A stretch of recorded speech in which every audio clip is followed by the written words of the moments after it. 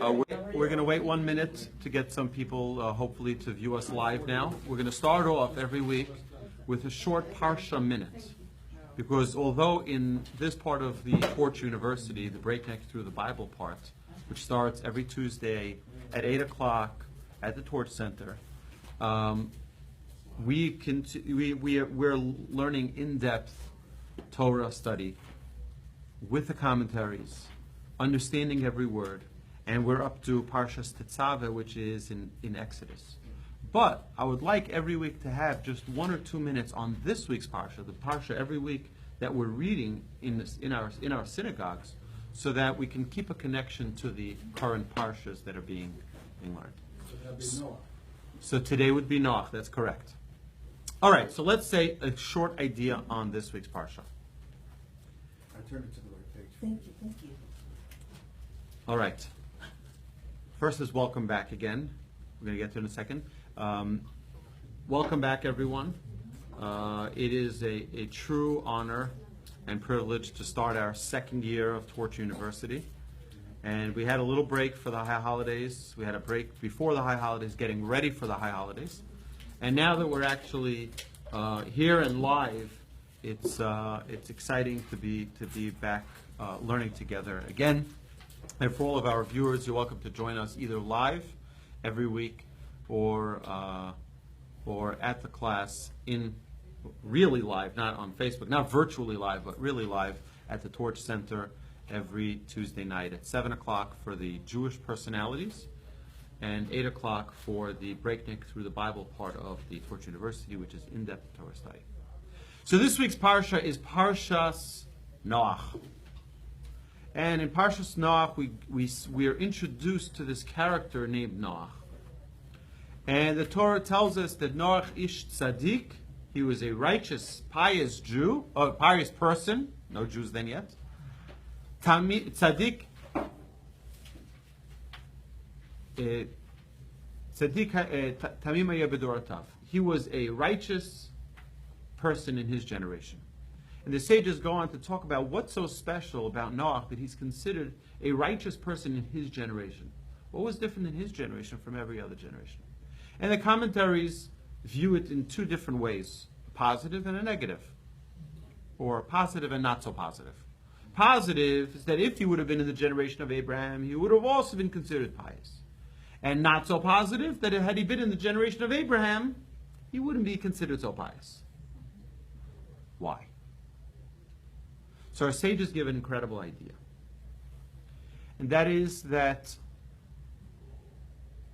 what makes someone great? What makes a person great? What makes a person great is their ability to overcome challenges and to grow from those challenges. But what happens with a person who's a good person, stays out of trouble, does good things, but doesn't overcome challenges? I can't handle challenges. Don't give me challenges. I'll behave, but I can't overcome challenges. Don't put me in a place of temptation. Don't put me in a place of challenge. So this person is a good person, but they don't have ups and downs. They don't have the ability to grow greater. They become stagnant. Right? Now, he was a good person. He didn't do sins. He wasn't a sinful person, Noah. But according to our sages, the difference between Noach and Abraham is that Abraham withstood trials. He withstood challenges, something that Noach did not do. In his generation, he was considered righteous. But had he been in the generation of Abraham, who was able to overcome challenges, who was able to take his spirituality to a whole new level, because at every challenge you grow from that experience. So he wouldn't have been considered as pious. Now let's take that to our own personal lives and take this Parsha, these words that we read when we read the Parsha in our synagogues. Let's think of this idea about ourselves. Are we running away from challenges?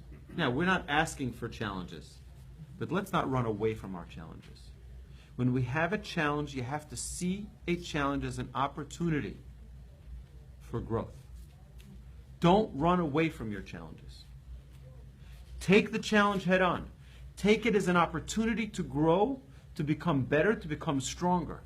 Imagine someone goes to a karate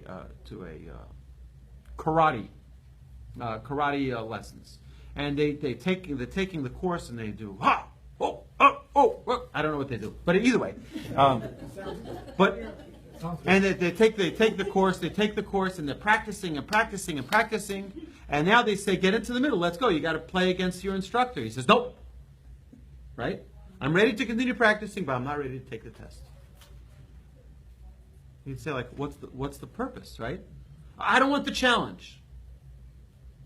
We are all given opportunities to get into the middle of that ring and take that challenge. Take that test. Don't run away from it. When that challenge comes to you, go for it. Don't run away from challenges. That's the lesson we learned from this week's Parsha. Don't only, you know what? The tide is going my way, I'll ride it. It's not going my way, I run away. No. Face your challenges and grow from them. Have a wonderful week ahead.